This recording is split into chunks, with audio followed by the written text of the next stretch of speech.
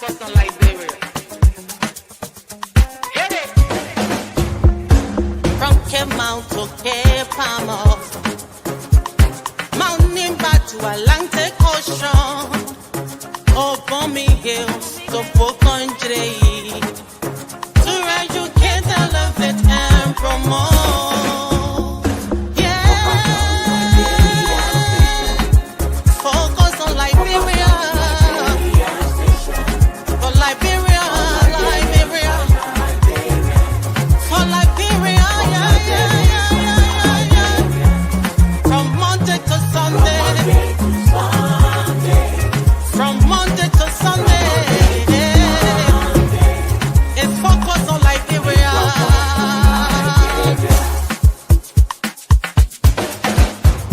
Talk about home affairs. Hey. In diaspora. Current affairs. Reliable information. History. Talking about culture. Politics. Education. Entertainment. Business. Sports. Advertisement. Articulation. Focus on Liberia. Focus on Liberia. Focus on Liberia. From Monday to Sunday. Focus on. My name is Abina Johnson, and this is Focus on Liberia. Hit it! From Cape Mount to Cape Palmer, Mount Nimba to Atlantic Ocean, Obomi Hills to Pocondre, to educate, elevate, and promote. Yeah, focus on Liberia. For Liberia, Liberia. For Liberia, yeah. From Monday to Sunday. From Monday to Sunday. It's focus on Liberia.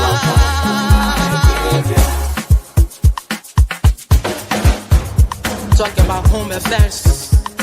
Hey. In diaspora. Current affairs. Reliable information. History. Talking about culture. Politics. Education. Entertainment. Business. Sports. At Focus on Liberia, we discuss everything Liberia, from education to politics, arts and culture, entertainment, agriculture, history, religion, family, and technology. Focus on Liberia uncovers and showcases the best of Liberia and shows the world the truth about Liberia. We educate, elevate, and promote all things Liberia. We conduct interviews, panel discussions, debates, and more. Tune in to Focus on Liberia on Facebook and YouTube and be a part of the stories that make up the news. This is Focus on Liberia, and I am Dennis Ja. At Focus on Liberia, we discuss everything Liberia, from education to politics, arts and culture, entertainment, agriculture, history, religion, family, and technology. Focus on Liberia uncovers and showcases the best of Liberia and shows the world the truth about Liberia. We educate, elevate, and promote all things Liberia. We conduct interviews, panel discussions, debates, and more. Tune in to Focus on Liberia on Facebook and YouTube and be a part of the stories that make up the news. This is Focus on Liberia, and I am Dennis Ja. And I am Anthony Sien, and a pleasant welcome to Focus on Liberia. This is our program, the Hour of Politics here at Focus on Liberia, a special edition here, and we have a special guest. He is comfortably seated. We want to welcome all our viewers across the globe. Do us that usual favor, share the broadcast with somebody in your contact, for the discussion promises to be scintillating. And so, folks, we want to welcome you again to the Hour of Politics, where we confront the issues, challenge the narratives, and elevate the voices shaping our nation's politics. I am your host, Anthony Sien. Today we sit with Mr. Esiaka Sharif, acting chairman for policy response of the Congress for Democratic Change. The CDC faces two defining setbacks: its electoral defeat and the recent eviction and demolition of its national headquarters. What went wrong? What comes next? And how does a party rebuild its identity after such blows?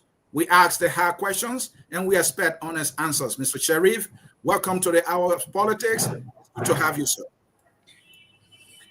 Yes, good evening, Mr. Sia, and good evening to the people of Liberia and our comrades in the diaspora.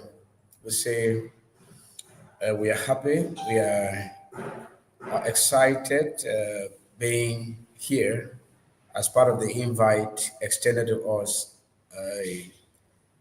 hours ago or a day ago, let me say, and we have just decided to honor that, and that's why we are here. So thank you for inviting me to focus on Liberia. This is not my first time, especially when this show had not been upgraded at this level. I appeared on it before, but thank you for the job you're doing for your country and for the rest of the world. So I'm happy being here. Thank you. You are right. This is your second time here with me on the Hour of Politics. We appreciate your willingness to contribute to national discussion. Let's get to it right away.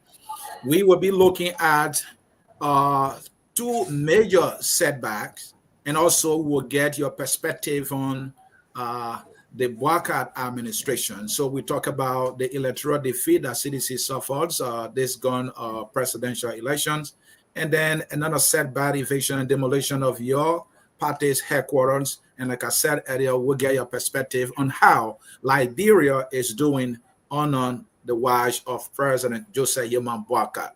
So my first question to you, to get the ball rolling here, what does the CDC identify as the core reasons behind its loss in 2023? Let's do a reflection here, because many were surprised, probably yourself, that you had to sustain this defeat. Well, thank you very much. The CDC is like any other political party that has been in power before, whether in Liberia or anywhere else around the world.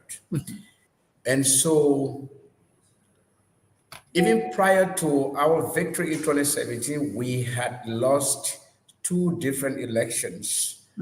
Okay, and so we won on the third try, and we governed the country for 6 years. But sometimes defeat is not as a result of people not working. Okay, there are a lot of political parties across the world over that do a lot of different development that take country from different level to the other, but at the end of the day, they can still get defeated because electoral processes are based on the fact that, I mean, it's a number game. Let me say it's a number game. So once a given political competitor has more number than you, definitely that party wins. And so our defeat was not predicated on any issue like we did not do well, the CDC did not work, but Uh, in fact, we are proud of our records in public service, leading the country for 6 years. We appreciate the Liberian people for having given us that privileged opportunity to serve them. And so we own to whatever we did, whatever we may have done when we were in power. Typical example of such a situation is in Ghana, the current president of Ghana, John Mahama, when he succeeded Professor John Atta Mills, he did all of his best. He built roads, he improved the economy and everything, but he was defeated. The Ghanaian people rejected him at the subsequent polls, and he went into to revitalize his political party, the NDC, and he came back and won a very decisive victory a few months ago, and today he's president of Ghana. I don't know whether you are in the United States. The current president of the US, Comrade Donald Trump, was defeated in 2020, if I'm not mistaken. You are correct. An election in 2016. He was defeated. In fact, Donald Trump, during his first presidential term, he created a lot of job opportunities for Americans. Over 40 years, Donald Trump was able to create the most job in the U.S. economy. But he was defeated at the 2020 polls by Joe Biden. But he made a comeback, and today he's president of the United States again. So electoral defeat is not just that you did not do anything, but once the voting population decides that they don't want you, you can do anything, you can do everything. At the end of the day, you are not going to win because it will vote against you. And so, Mr. Sharif, what I'm hearing from you is that the CDC did not do anything wrong, did everything right, and the Liberian people rejected the CDC, even though the CDC did everything right and the CDC committed no political sin, and the Liberian people, for some reason, decided, no, we don't like you anymore. Is that what I'm hearing from you?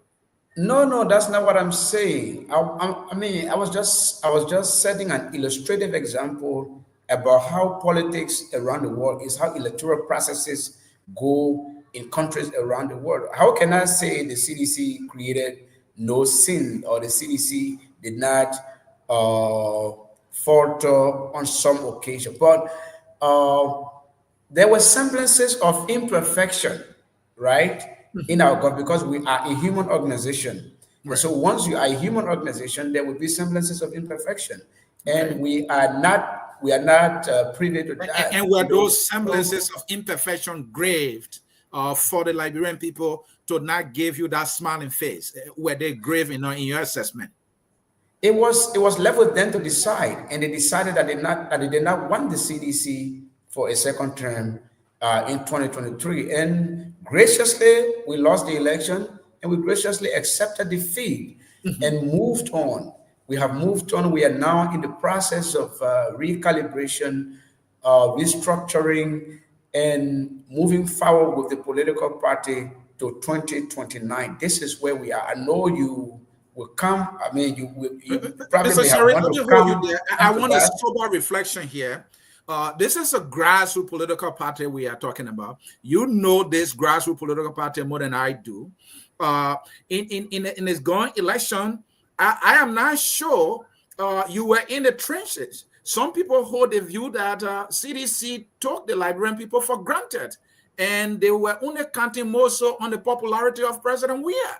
And so you did not campaign as you usually do, and that what contributed to your defeat. You want to tell me there's no truth to this at all? There is no truth to that. As a matter of fact, George Weah campaigned more than any other candidate for his re-election. But when a group of people who are desperate for power, they go about distorting all of the meaningful information about the workings of the government and the Liberian people, some of whom are susceptible to those lies and deception bought into them, at the end of the day voted for them and they won the election.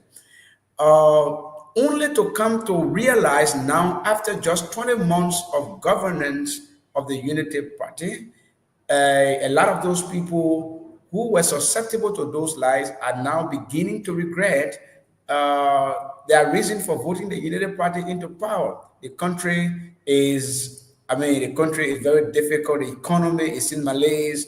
The government is not doing any meaningful projects in the country. The government is just, chasing or after its major political opponents in order to reposition themselves for 2029. So the government is thinking more about denigrating or diminishing its major political opponents only because they want to reposition themselves for election. They are thinking more about the election of 2029 instead of working to meet the demands that were placed on them during the electoral process by the Liberian people. And that's why the government is failing in just 20 months of governance. And so the Liberian people have begun now to realize that. And so they are regretting. If elections were held in Liberia today, I tell you, George Weah will win on the first ballot because the people are tired just after 20 months. The disenchantment, the disillusionment in the country is too huge. The government has lost popularity already just in 20 months. And so the CDC was not defeated as a result of not us doing anything. We will get to your assessment on the current administration. I just want us to reflect where you're coming from. Your comrade Isaac Doe was here yesterday. He sat with me in an exclusive interview, as you are doing, and he admitted to me that you lost the propaganda warfare to the opposition during your time in power. Is this something you want to consider as a reality that contributed to the defeat you suffer? Yes, I will side with Isaac Doe.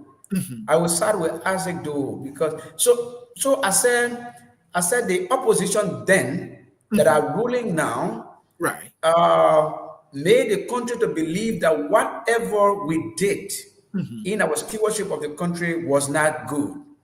They made us to believe, for example, the issue of the drug scourge, the issue of some level. The issue of the economy was a major factor in the election. The president of this country now was a chief proponent of announcing to the Liberian people that it was President George Weah and his government that were importing drugs to the country. So the Liberian people, being very, very susceptible, some of them believe that because so in other words, you sat by and you could not combat a narrative that were against you politically. Is it that you didn't have the intellectual wherewithal to combat what will be a nail in the coffin for you? And so, and that's why I said I agree with Isaac Doe. So in that we had lost significantly in the propaganda warfare. You understand that? Because propaganda is little truth and more lies.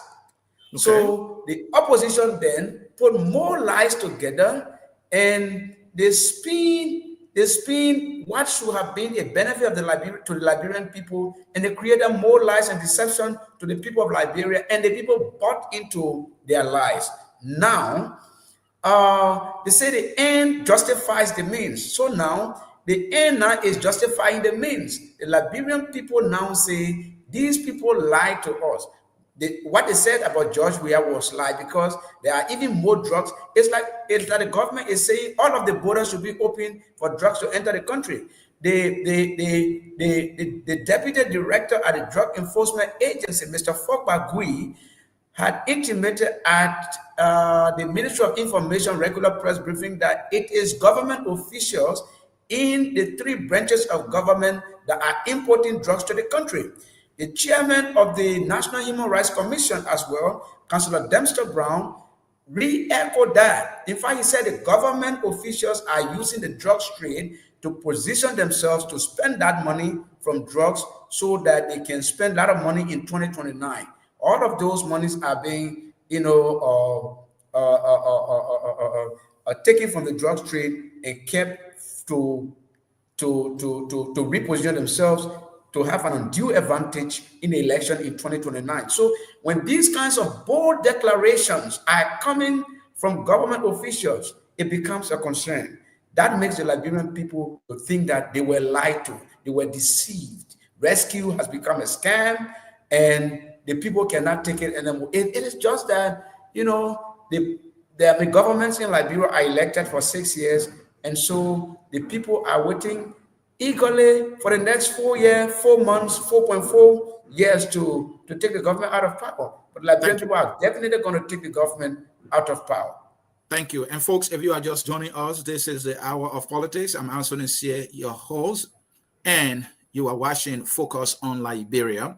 So you mentioned that propaganda is little truth with so much lies spin against an opponent to gain political advantage. You knew that fact.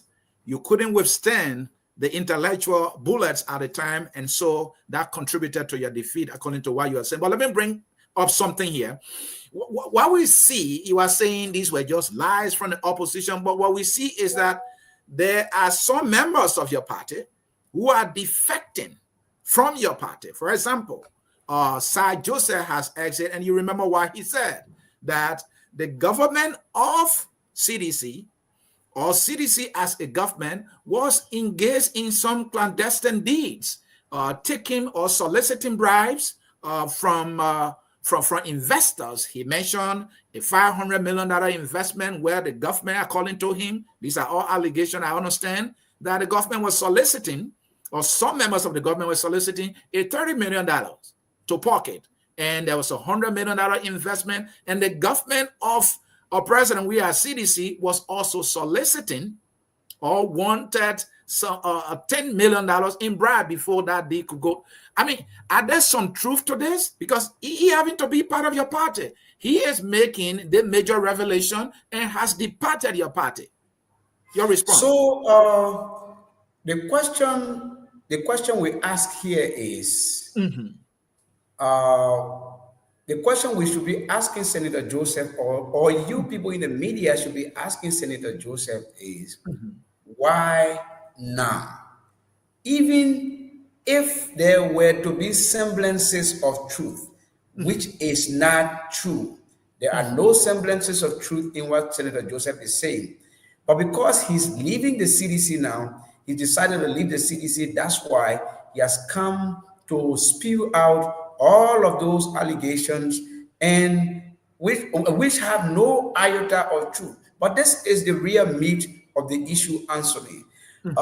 In Senator Joseph's accession, he said he did not speak. I mean, the former president did not speak to him for about 4 years when he was chairman of the Senate executive. I mean, chairman on executive in the Senate. But again, he will come back to say he and the president are good friends. They are cool. What a contradiction.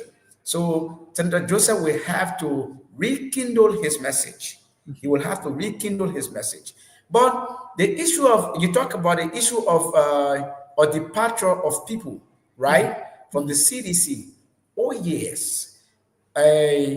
Constitutionally, people have the right, it's an inalienable right to associate and dissociate from any organization you were part of or you want to be part of, in order to associate with them or dissociate yourself with them. And so, could we have loved for anybody to leave the CDC? No, we were not like that. We are not a party that drives people away. But when people decide to leave, you cannot hold them. When they make that decision, we respect that as a political institution. But something making these people to leave. Mr. Sherry, Sometimes may I hold you because there, sir? Mr. Sherry, may I hold you there? Something is okay, making these individuals who happen to be senior members of your party to be leaving. Sir Joseph is not the first. We are aware of so many party executives from the U.S. branch of your party, CDC USA, that left, and the same with some officials in Liberia. Former chairmen of the CDC have left. There must be something that is happening within. Uh, what I can say is that the CDC is more than a political party. The CDC is a movement. Okay. The CDC is a way of life for some in this country and the world over. Yes, you talk about influential people leaving. You talk about big people leaving, right? CDC does not subscribe itself to the concept of bigotry, to the concept of somebody being big or somebody being small. As a matter of fact, the fundamental foundation of this party is based on the blood and sweat of the common people, the ordinary Liberians, the everyday Liberian. So it is on their shoulders, it is on their blood and sweat this party has survived and and continues to grow and on and on and on and on. So they are not the first to leave the CDC. In fact, the most powerful chairperson in the CDC before were Geraldine Doe Sharif, the late, and George Solo. The CDC, in fact, expelled them. Ko Bangalu, who's now Minister of Youth and Sports, was expelled from the CDC. Other people left, Horatio Gould, Joshua Saki, and the rest of the people. Thomas Other people Fowler. were expelled. Thomas Fowler was expelled. But the movement continues to grow in stature, in strength, in ideals, in culture and tradition. Bomba Molu, your former chairman, left. Boba Molu resigned. Boba Molu, he resigned, and he's a very respected figure in the corridors of the CDC today, though he's not a member of the CDC anymore. But the work he did for the CDC during his 6-year chairmanship or during his 19, 20 years stewardship to the CDC is immeasurable. And so we respect him. But when he announced that he was leaving, he was parting ways with the CDC, we respected that. So Senator Sir Joseph, let me say, Honorable Thomas Fowler departure cannot decimate the CDC. It can never, because the CDC cannot die.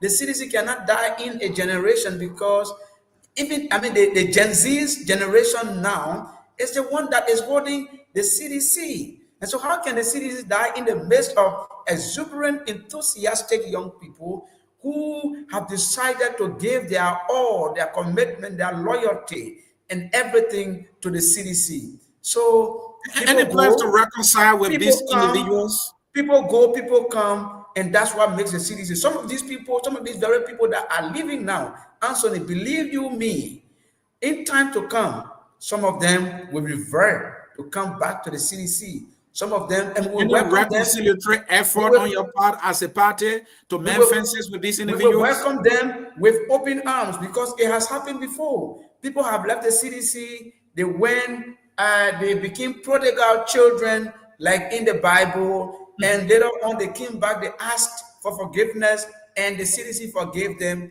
and we are moving again. Now a new breed of people are leaving, and listen to this. Because of the departure of some of these people who are leaving now, there is a high influx of grassroots Liberians who are joining the party and seeking membership every day. So these people that are leaving now, they are not more important than the grassroots, the everyday Liberians that are joining the party, because everybody has one vote. Sir Joseph has one vote, like myself. Thomas Fowler has one vote, like the partisan from West Point. But this individual can influence thousands of votes, and you know that to be true. Oh yeah, but everybody can influence votes. Everybody can influence votes. But when somebody decides to leave, we cannot hold them, Anthony. It will be a fundamental it would be trampling on their rights to deny them the right to move on. And so we respect them, we respect all of them, while it is true that other people in the CDC, some people in the CDC might disagree, but as a party, the party as an organization, we respect their opinions, we respect their varying opinions, their divergence in opinion with the party, and also respect the decision they have made to leave the party. We are not going to hold them. Thank you. So you had 6 years to govern our country and our people. And now I heard from you, you are ready for 2029. One will ask the question, what lessons, all right, has the CDC learned about coalition politics, and how does the CDC intend to apply those lessons comes 2029? I asked the question because you went into the election as a coalition. In fact, most of the election you went into, talking about presidential election, you went in those elections as a coalition. What lesson have you learned from this coalition that will make you better prepared for 2029? Some of the lessons we have learned is the fact that some of these people that are leaving have taught us a lesson that to build a viable coalition or alliance or collaboration for a decisive victory in an election, you do not necessarily need to like somebody, or somebody doesn't necessarily need to like you, right? Because the issue of trust in politics is always broken on many sides. And so once we align the interest, what we have learned now from our defeat is interest. Because even the great United States, their politics, their global diplomacy is based on interest, not love. It is not based on love. And so we have now learned a lesson that once interests align, we work together. You don't have to like me, I don't have to like you. And so we have learned a concept. Are you expressing regret for not doing political business with Prince Johnson then? Something I believe contributed to your willful defeat? Well, we had done everything. We had served Senator Johnson. We had respected him. In fact, for example, the Nimba County entire administrative structure was recommended by Senator Johnson. We gave him everything, almost everything he wanted. It can't be everything, but almost everything he wanted, right? But when somebody decides to leave, when they find comfort in the new home, they move on. And so we respected Senator Johnson for that. Oh yes, Senator Johnson supported us in 2017. We did a lot of things together. We wined, we dined. And 2023, he decided not to support us, but he found a new home. And so we respected that. We respected that we went into the election without the support of Senator Johnson and his people. Yes, we got defeated, but also we learned a lesson from that. The lesson we learned is that we should be able now to align ourselves more with the people of Nimba County to do more, because we did more in Nimba. In fact, as a government, Nimbayans were telling us that, look, George Weah did everything. He did a lot of things here. He built roads here. He built schools here. He took people out of poverty from this county, but we're not going to vote for him, not because he did not work here, but because we have our son on the ticket as vice president. That's all. If Jeremiah Kun was not on the ticket, we were going to vote for George Weah. So George Weah's defeat in Nimba was not as a result of not working in Nimba. That was not a reason. You talk about interest alignment.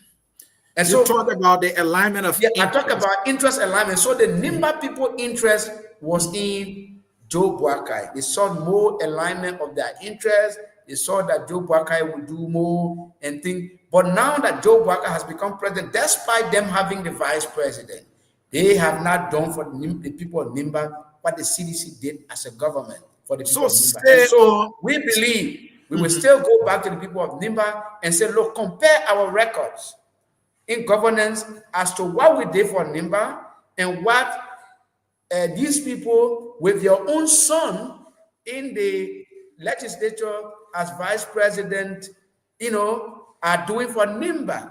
Thank you. So the Nimba people are going to compare the two and make that decision in 2029. Stay on interest alignment and coalition building. You are a political operative, so you know what I'm talking about. That is key, especially in a race that is usually between the two political parties, the Unity Party and CDC, and usually the one with maybe more opposition parties joining them and so winning. So talking about that, there's a famous saying in Liberia now. President Boakai said that, I mean, some people confirm it and some people said that was not true. Dancing with the devil. He danced with the devil and he's president. Will the CDC dance with the devil if CDC interest aligns with the devil for political victory? Is that what it is? Well, in the first place, we detest that. Light and darkness cannot align. No. We will never, as a party, dance with a devil. And because Joe Boakai, the president now, is dancing with the devil, that's why the country is looking how it is. Because the devil gives nothing free. The Bible says the devil gives nothing free. What the devil gave him during the campaign is what the devil is taking back. So we are never going to. And what is it? Is the devil? Why is it that the devil is taking back? What is that? So there are still good people, many good political parties in Liberia whose ideals and manifestos align with those of the CDC. For example, we will collaborate with some of those political parties. Well, I'm not going to name any political party now like that because the 2029 is still far. I'm a political person, but we are working. How then did you get to know that your ideals, your principles are aligned with other political parties that, in your words, are good party when you don't know them in the first place? Because we have read the manifestos and other things of different political parties. And so we are working behind the scenes. We are strategically moving. Our strategies are working for us. So we are not going to name any political party because we have 4.4 years to election. So we're not going to jeopardize our strategies on an international platform. So because the guys are just sitting and grabbing and want to grab everything. So we will work with like-minded political parties with our ideals aligned, with our policies aligned. We'll work with them to create, to build an alliance or a coalition or a collaboration or whatever you can call it to move to 2029 election with one mindset, oneness of purpose to launch a very decisive push for the presidency to get these people out of power. Would that include, if necessary, restructuring of your ticket? Your ticket then was Weah Taylor. Would that include restructuring of that ticket if the alliance, the alignment, requires that? What we can say as a Congress for Democratic Change is that the position of standard bearer of any viable coalition, collaboration, or alliance we might build in the future, the position of standard bearer will be non-negotiable. George Weah is running for president. Okay, let's make that very clear. George Weah is running for president of Liberia in 2029. We are assured of that. Did he say that? We are assured of that. We can assure the country and the world that George Weah will run for president once he remains in good health, he remains alive, he's going to run for president by the grace of the Almighty Allah. All right. That, So let that end being on said, this note on the that being electoral said, setback. Yeah, yeah, that is clear. I heard you. I don't know if that's President Wia's position or the party's position or your position, but let's leave it at that. Let's get to the final question here on electoral setback. What structural reforms or ideological recalibrations is the CDC undertaking to regain popular trust and electoral relevance going into 2029? First of all, the CDC is a very big political party. After defeat, like we say, we recalibrate, we restructure, we re-energize. That's what we say in the CDC. And Okay. so, on the basis of that, or because of that fact, what we have done is to strategically reopen the movement, reopen the movement to incorporate the best brains, corral the best brains under that one canopy. And so people are now trooping in and taking membership in the political party. As I speak to you, officials of the government who are disillusioned just after 20 months of horrible governance on the part of the Unity Party are beginning to realize that CDC is the option. They have already started doing business with us. There are a lot of people in government who are ministers, deputy ministers, and assistant ministers that have begun paying their dues to the CDC. And so we welcome them with open arms. We're not going to jeopardize their jobs. We're not going to name any of them because of their job security and the security of their well-being. And you intend to do business with the individuals that you are terming now to be part of an administration, in your words, providing nothing but terrible governance, and you want to do business with them at the detriment and the pleasure of the Liberian people? There are still good people in the government. There are some good people in the government. Everybody cannot be bad. Okay, everybody cannot be bad. You never specified that you're doing business with only good people. You say you're doing business with them. I said we are doing business. I mean, those people I'm talking about are people of good deeds. We will do business with them. We will do business with people of good deeds from the government who come to align with our interest. Yes, we will do that. We're not shy away from doing that because the CDC is a political organization, a social organization with diverse individuals from different backgrounds. And so we will welcome anybody who means well, not only for the CDC, but for the Republic of Liberia. And that is the position we take. Thank you. Well, let me get your take on the eviction and demolition exercise that were executed at your party headquarters. Did this come as a surprise? Was this a legal exercise being carried on? Was this in any way politically motivated? Or there was just, pure legal exercise that was carried on? What is your assessment of the entire thing? Well, the CDC headquarters eviction is part of the broader political machination by the president, and his government. The president of Liberia? Yes, the president of Liberia and his government, in their widest imagination, in their widest imagination, to erase the CDC off the political geography of the country, which is not in any way possible. The president of Liberia had intimated to some senators in closed doors that he would make sure to erase the CDC from the map, from the political sphere in the country. And did he say how he would do that? He said he would do it through various processes and activities of political machination to get at the CDC.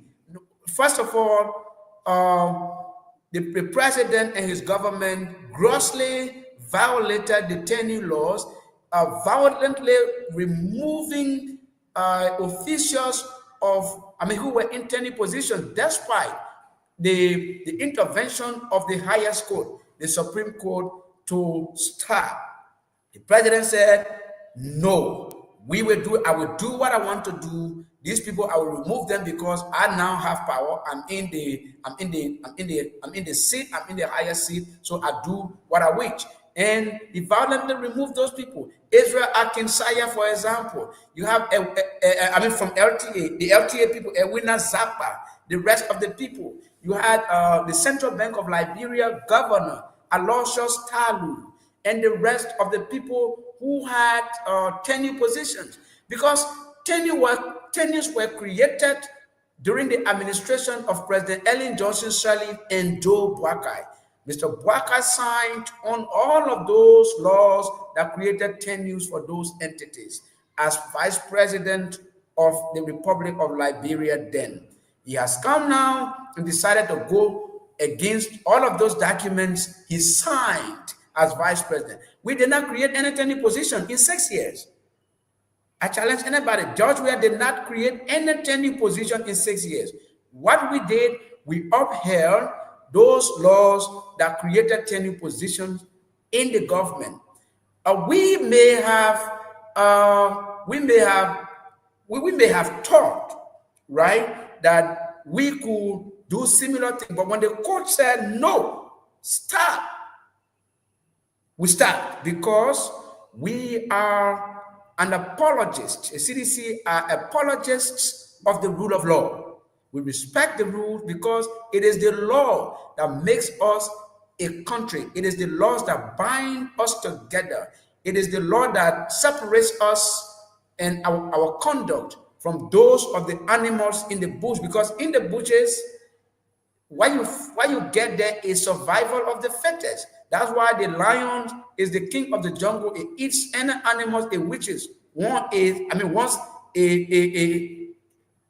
it overcomes it, right? So in the country, in Liberia, we are constrained by the law. The law says, don't do that, because had it not been for the laws, right, I will go in the street and see somebody put slap in their ears and take their properties because I'm a higher force, or I'm a bigger force, you know. But because there is law, it constrains me from doing that. And if I violate that, there are penalties associated with that. That's why people are in jail. That's why people are reprimanded in prisons. They are taken through the judiciary process and prosecuted, and once found guilty, they are reprimanded at in solitary confinement or whatever you term it to be. So the law separates us from the animals from the jungle. But this government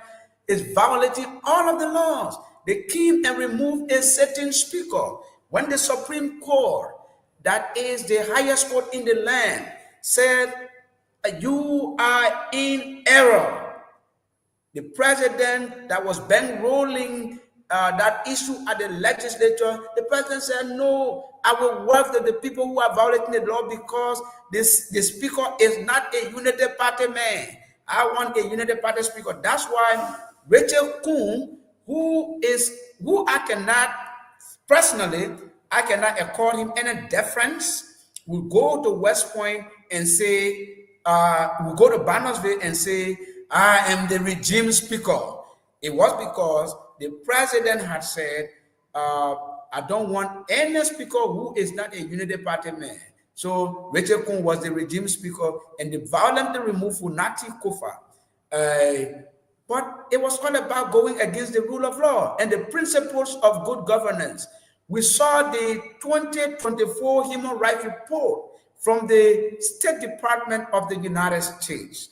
Indicated therein serious allegation of torture, serious allegation of judicial killings, serious allegation. I mean, the government is accused in the report of vices that are inimical to the principles of good governance. In Kinjal, people were protesting for their rights, their labor rights.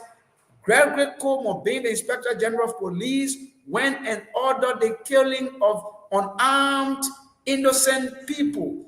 3 people were gunned down. A lot of other people were injured. That was the conduct of the police that should be protecting lives and property as a first instance of what we call protecting the country, right? They went and gunned down people, injured people, and at the end of the day, the government seamlessly went and gave the families of those that they killed 5,000 United States dollars. That was very shameful and it was very disgraceful. You kill somebody only to give their family $5,000. They cannot replenish their life. The government, having killed those people, they went and investigated themselves and declared themselves. They said the government acted in good faith. That's the kind of country we are living in. Every day we find different scenarios of unexplained deaths across the country. For example, the manager at the Boulevard Hotel, the South African guy. The South African guy was found with caustic soda in his mouth, brutally murdered. Are you suggesting that's the doing of the government too? For Nati Kofa, when he was speaker, he had accused members of the legislature about the room 1026, where the budget is butchered, where the national budget is butchered. And so we have got intelligence that some of those CC cameras at the Boulevard Hotel may have captured, the butchering of the budget by influential lawmakers from the legislature. And so that secret, the government was not willing to come out to the Liberian people. At the end of the day, the guy had to go. When Franti mentioned about the budget, he was not only talking about it on the Unity Party government. Franti was in legislative leadership way before the Unity Party came to power. And when he mentioned that, he was talking about a practice, a corrupt practice that he and nearly all lawmakers have been part of. He was admitting to a crime, a corrupt behavior shamefully on national TV as though he was saying anything of sense. So this was a practice, or has been a practice, that including CDC lawmakers have been part of, and there was no change whatsoever, isn't it? Funati was removed because of several reasons. For example, you might be right about corrupt practices in the legislature, and I believe strongly that the legislature is one of the problems of the country. But then this guy was asking for fair play as Speaker of the legislature. He was willing to audit a system that has been blighted by corruption. Did he call for audit when CDC was in power? Did Funati call for audit then? Funati has always been an advocate of fair play. Oh yes, Funati has always been an advocate. I'm not sure Funati has been an advocate of fair play. I don't think he has been an advocate of fair play. I know Funati. He and I are from the same town. He has never been an advocate of fair play. If he were, why were he confessing to a corrupt behavior he and every other lawmaker has been part of, where they sit in a room at a hotel, call any line ministry and agency, say, look, this is what has been budgeted for you, but for us to pass it, you have to give this to us in kickback. A CDC lawmaker were making such shameful revelation on the media. And so how was it different, or even CDC lawmaker different in any way?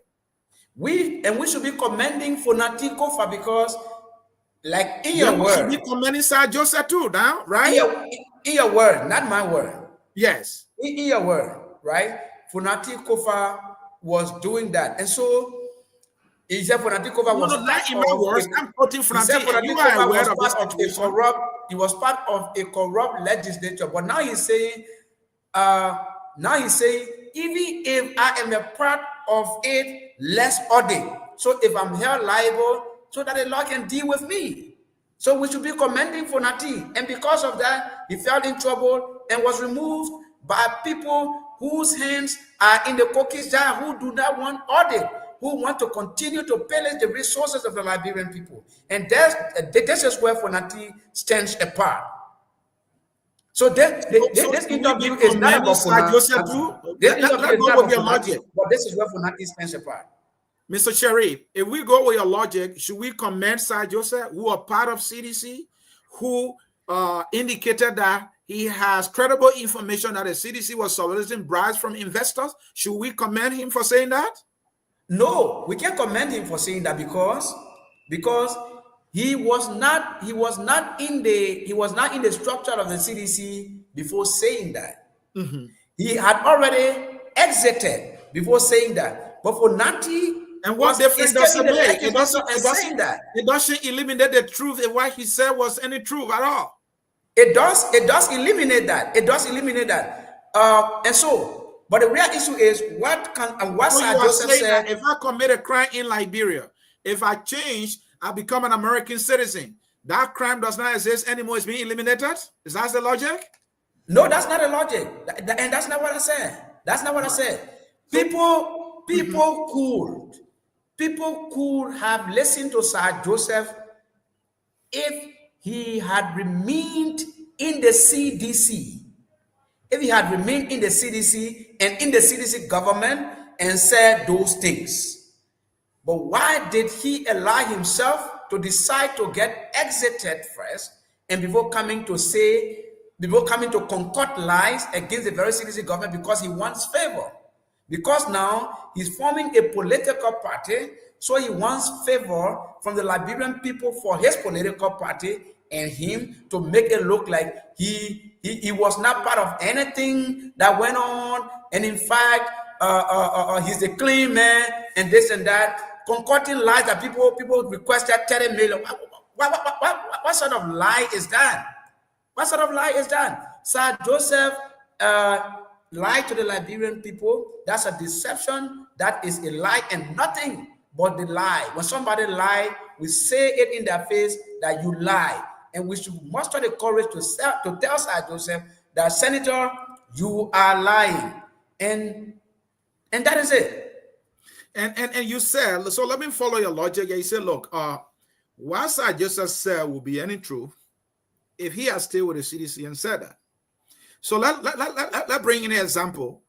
Your former chairman, Mama Molo, when he was to the CDC, he accused the CDC, including the president, of some unpleasant things that he painted quite succinctly as sheer corruption. He was with the CDC then. Are you suggesting that those things he said were actually true and we should believe him? No, that's not what I'm saying.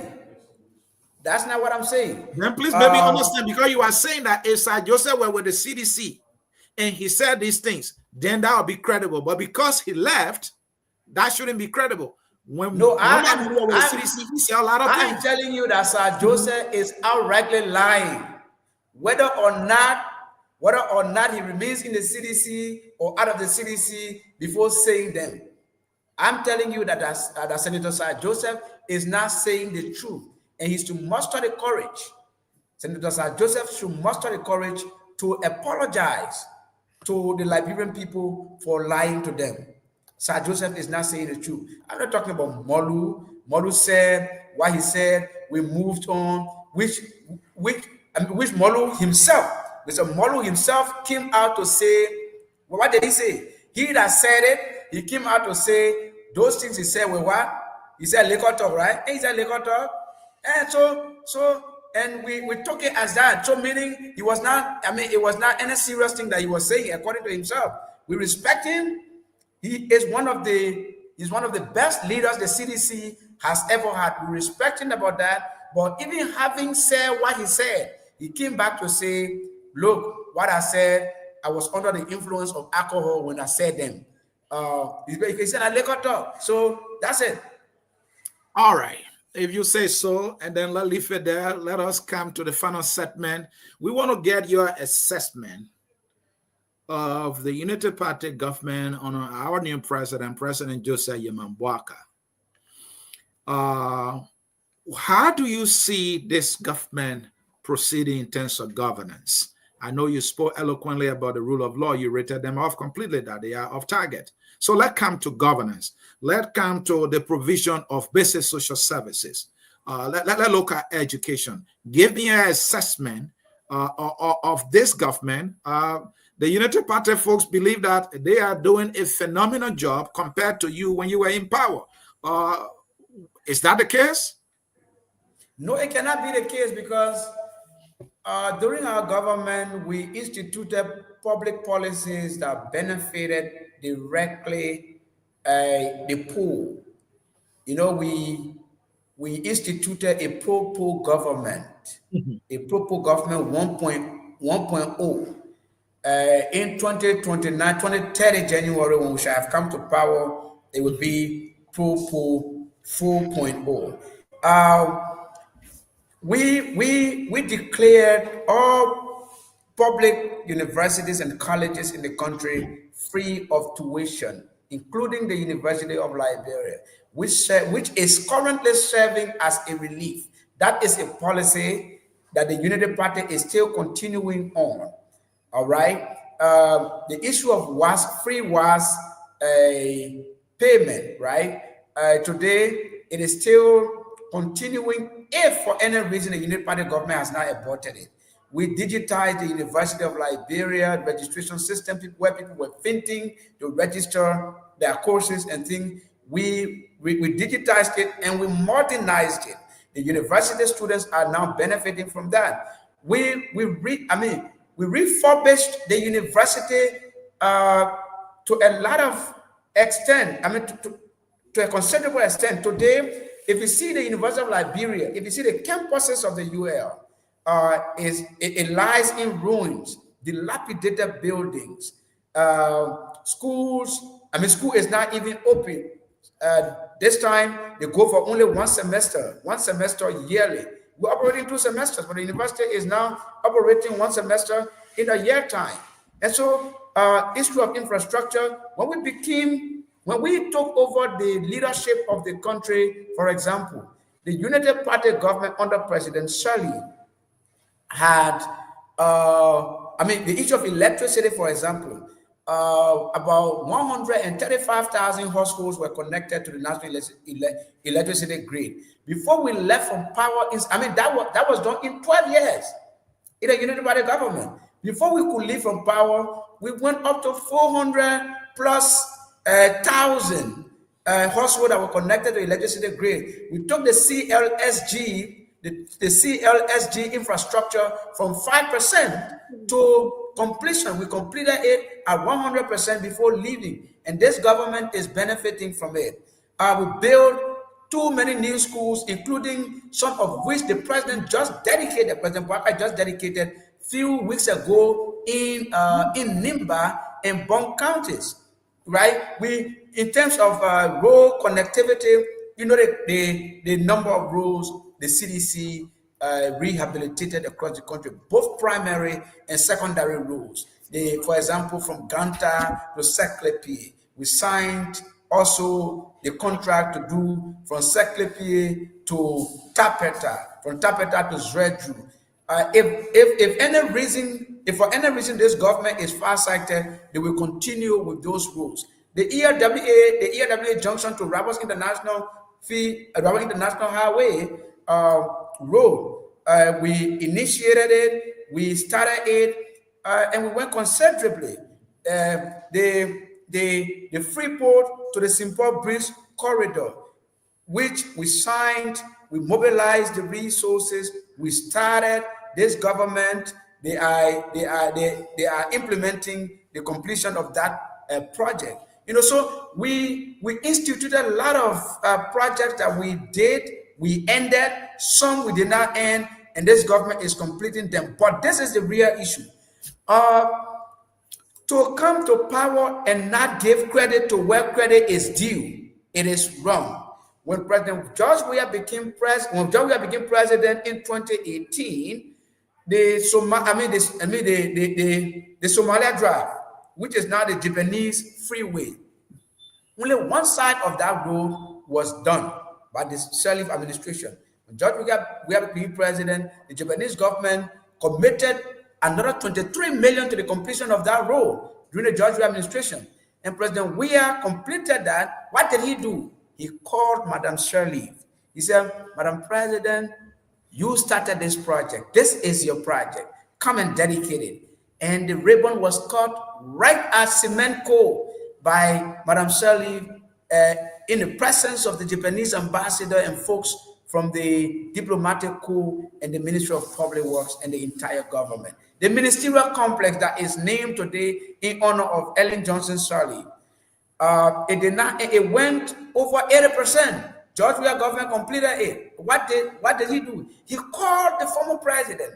He said, Madam President, this is your project.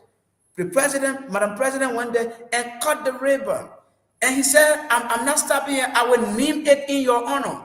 But this government has come and decided to annihilate the projects that President Weah started. In fact, we are understanding that the government, for example, the Invincible Park, they are keeping it in ruin so that that legacy of President Weah can be ruined. The PHP Park, that recreational, that state-of-the-art recreational park, they have decided to keep all of President Weah's project in filth so that they can get dilapidated and the Liberian people can forget about what President Weah did. His legacy should be erased, which is not possible. Which is not, the Liberian people will remember this man for what he did for this country in short 6 years that he was president for. So if you become the leader of the country, reach to all aisle. When President Weah became president, he called the opposition community and said, look, this is the country I've taken over. What can we do? Advise me. Come, let's work together. That meeting was held right at the hotel owned by Amin Modad, the former Minister of Commerce, right on I think 1st Street or so, right after City Hall. Okay, but since this president came to power, the former president has become his enemy. Former government officials have become enemies of of current government officials. They don't want to see us. They don't want to hear about us. You cannot unite the country like that. That is not reconciliation. It is malice. That is malice, and we cannot run the country like that. So, thank you. Thank you for your assessment of the Unity Party government under the watchful eyes of President Joseph Yeman Boakai. So, given your assessment, what grade are you prepared to give the government? And before you give that grade, you painted a picture of bleak, nothingness. Can you find anything? Is there anything that the government is doing right that you know of that you wish to share? I don't think everything is just bad, as you try to suggest here. What are some of the good things that you see the government is doing? You want to share those? Well, if I say the government, if I should talk about any good of the government, then I can say, for example, to continue the project from Freeport to St. Paul's Bridge. That's one. That project has stopped. I just drove that 13 days ago, and I was disappointed. Yes. It's not well, and it has stopped, and I don't understand why. The project has stopped, but that is something I can give them. They didn't even work on 2 miles on that very short road. Of course. They didn't even work on 2 miles. You giving them credit? So let's give it to less them. than 2 mile road. Is that how you give people credit in Liberia? Let's give it to them. Let's give it to them. Okay. Let's give it to them. But generally, there is nothing happening here. There is nothing happening here generally. I hear the people are government just saying they are paying civil servant and they are blowing trumpet about that. You don't want to give it to them? well, we cannot boast about paying civil servants because it is government responsibility to pay people once they work. So I Okay. mean, are they telling us that the people should work and they should not get paid? We do not The boast government about is saying paying. that they are providing electricity that has become a little more stable now. Do you want to give them credit on We that? cannot boast about paying people. We cannot boast Okay. about paying people. People work, they should get paid. We did not boast about that during our administration. No. I mean, those What's about are appointing and competent people in the government? For example, the University of Liberia has a white woman as president. You want to give the president credit on that or not? no, I cannot give the president credit on that because there are a lot of very competent, there are a lot of very more competent people, qualified people in Liberia to be president at the University of Liberia. We are understanding, in fact, that the president of the university, Dr. Lady Mapayan, is planning to resign. She's opting to resign because of the state of the university and the government's lack of support to the university. So she is planning to resign, and we have followed that, and we have come to a conclusion that that story is true.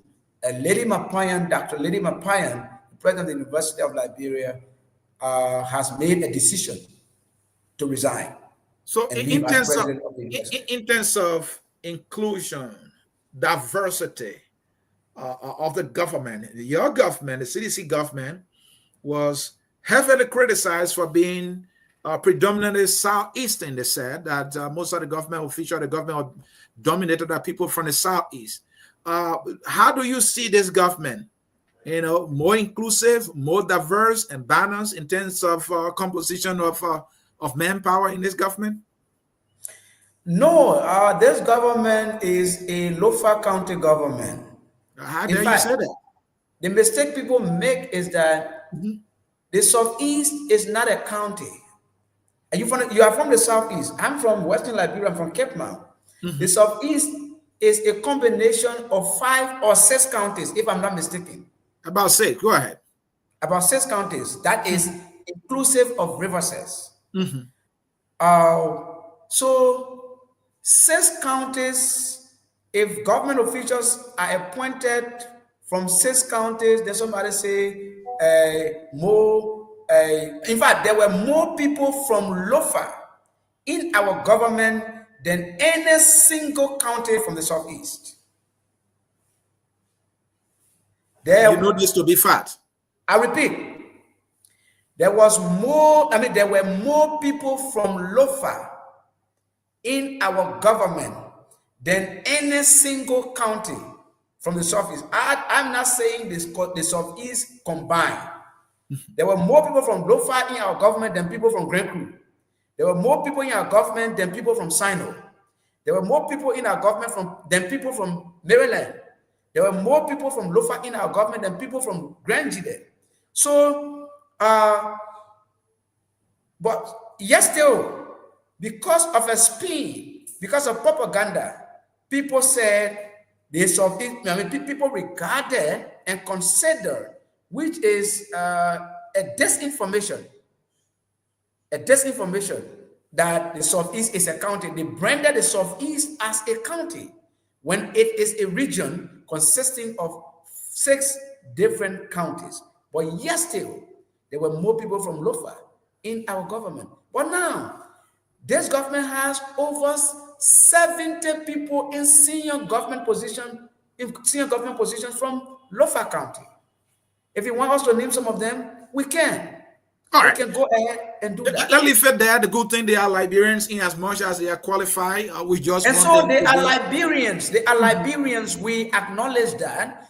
But when you criticize a predecessor of a certain issue, which is not really true, but then you have come and you are the one who are even doing it now. Your predecessor was not doing it, but you say he was doing it. But now you have come and say, oh, this guy was not doing it, but I'm going to do it now because I'm in power. So you bring an entire county. I mean, So I mean, So what would it's be not your grade? understandable. What would be your grade after you've done your assessment? What would be any letter of, what grade will you assign to each of these sectors? Looking at education, health, maybe governance, rule of law, for example. What grade can you give the Unity Party government based on your assessment? On what scale? On what scale? A scale of A to D. A to D, or 1 to 10, or 1 to 100? Which one? I want to take it from, let's take it from A to D. Sector From by A to sector. D? Yeah. Let's do a letter grade. I give the government D. You give the Unity Party a D? Yes. And even if there was a lower grade, as indicated by you, if there was a lower grade than D, that's the grade I would have given them. And what would that grade be? Maybe E. All or right. F. Let me increase it to F. What grade will you give them from A to F? I will give them E. Meaning? What's the meaning of that E then? What would that E stand for? The E stands because it means they have failed. They have failed. Yes. All right. That is a transmogrification of the E. If you are putting it in number from 1 to 100, I will give them 5. 5%? Yes, 5%. Wow. You are not so kind to them, and I don't think that is the case, because they are providing services. I understand Mo Ali, he said he's doing well with the provision of safe drinking water in the city of Monrovia. That's a scam. That's a scam. Now? You want to see what Mo Ali went to Bapolu, used over $250,000 of our taxpayers' money and dug a borehole. Today, just after 4-5 months, it is not working. The people It is not functional? No, it's not working. All of the faucets have got damaged. The people have now run back to the creeks to fetch drinking water. All right. So we cover a lot. The CDC electoral defeat, the CDC setback with your headquarters as a result of eviction notice and demolition, your assessment of the Unity Party government. What are your final words to your fellow citizens? Lower the camera and leave some words with us. Well, what I can say is our democracy is under threat. The government, the president is intention of building a dictatorship. We cannot allow that to happen. You cannot be after your political opponents because you think that they can defeat you in the next election. The Liberian people will have to put their feet on the ground. If your life is better now than 2 years ago, then well, it is left with you. But if your life is not better in any way, if the standard of your life has declined from 2 years ago, join us. We call on you to join us to build something special, a very decisive collaboration to take power from these people. They are damaging the fabrics of this country. Drugs is on the increase. The same government officials that are bringing drugs to the country are the ones who are getting in the street to talk about say no to drugs. Those that have been arrested, those planned people that have been arrested for drugs, they are friends of the son of the president. The son of the president, the one they call Tantan, who used to be in the musical industry, is now allegedly the biggest importer of the drugs of drugs to the country. Yes. All of those who have been arrested with drugs, with over 200 parcels, 300 parcels of drugs worth millions of dollars, have called his name. They have called his name. that they are selling for him, they are importing for him. He's now the drug kingpin in the country. And some of those people were arrested. Today, the Liberian people cannot know their whereabouts. Like Dominic Molu. Dominic Molu, he's standing in picture. He stood in picture with President Boakai running campaign. He stood in picture with Jojo Boakai, Tantan, and all of them. Today, Dominic Molu was arrested few weeks back with over 270 parcels of illegal substances. Nobody knows the whereabouts of Dominic Molu. He has been released from prison and he has absconded the country. A lady called Kuita, who is also a supporter of the regime, was arrested with drugs. She was taken to Magibi to be paraded through the justice system. Today, nobody knows the whereabouts of Kuita. Josh Obi, a notorious Nigerian drug dealer in Liberia, originally known as Japan. This guy was arrested, prosecuted, found guilty. When the president announced his clemency during the Independence Day celebration, folks from the Ministry of Justice attempted including his name on the clemency rate. On the clemency list. The alarm blew, and they had to revert. So that's how drug is being fought in this country. It's not being fought sincerely. Government officials are benefiting directly from the drug trade, and they are taking undue advantage of the situation, and and government is running behind the consumers of those illicit substances, our brothers and sisters who are in the street. Before you do that, what you do is, because in economics, once the commodity is available, there will be buyers. But if it is scarce, the price will go up, and people will not afford to buy it. That's the issue. That's the theory of supply and demand. When it's in demand, the price hike. When the supply is high, the price comes down. Everybody can afford it, right? And so, get to the importers first of the drugs. Who are your government officials? Allegedly, in the judiciary, in the legislature, and in the executive.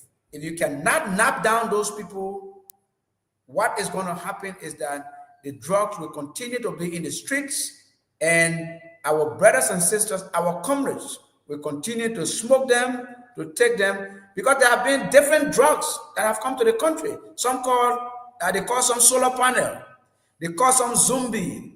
There are a lot of different names of drugs that have entered the country now in the last 20 months.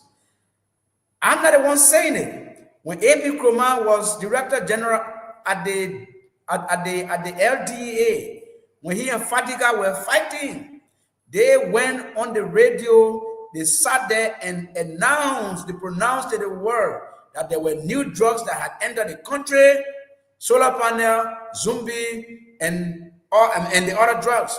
So the drugs is now very, very more prevalent in the country than ever before. The ECOWAS Parliament delegation that just visited Liberia, they expressed serious concern that if nothing is done to curb the drug scourge in the country, in few years from now, according to them, Liberia could be producing a drug lord as president of this country.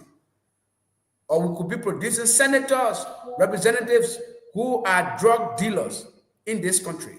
And Liberia is a drug hub now, and if no care is taken, it could have a spillover on the rest of the Mano River region and the ECOWAS region as a whole. So it's a strong statement by members of the ECOWAS delegation that came to visit Liberia recently. We call on the government to investigate the allegation coming from the very government that government officials are the ones who are importing drugs to the country. And so on behalf of the CDC, on behalf of my family and the rest of the people, I want to say thank you, Anthony, for inviting me to be part of your network today, to to respond to some of those pertinent issues of national concern as they are happening in our country. Thank you so much to you and your network and your able staff that are working here, doing an indelible work, leaving an indelible imprint on the media landscape of the country and the global world. Thank you so much for the opportunity. Thank you, Mr. Sharif, and thank you for joining us and engaging with us. In politics, setbacks are inevitable, but how leaders respond defines their legacy. To our viewers, stay informed, stay engaged, and never stop demanding accountability from those who seek to lead us. I am Anthony C., and there has been the hour of politics, where clarity meets courage, and every question counts. Mr. Sherry, we want to say thank you again for honoring our invitation and providing your insights and sharing your perspective. We value that so much. We want our democracy to not be a spectator sport, but a sport where participants participate with everything they got to hold our leaders accountable, because they will never and ever hold themselves accountable. When we all play our parts, we will be getting somewhere to that glorious land of liberty that we pronounce, but we are yet to realize. On that note, we will end with a song that says, we are all Liberians. Whether or not you believe the Unity Party is doing all it can to better your conditions, we are all Liberians. Whether you believe the CDC is experiencing a demise and is on the path of political extinction, we are all Liberians. And as a media institution, our job is to ask the hard questions and provide the platform for all of us to come together as a people to have a discussion that will better our democracy. The song, We Are All Liberian, takes us home right now. And bye-bye. We are Liberian. Liberia is our home. Liberian people.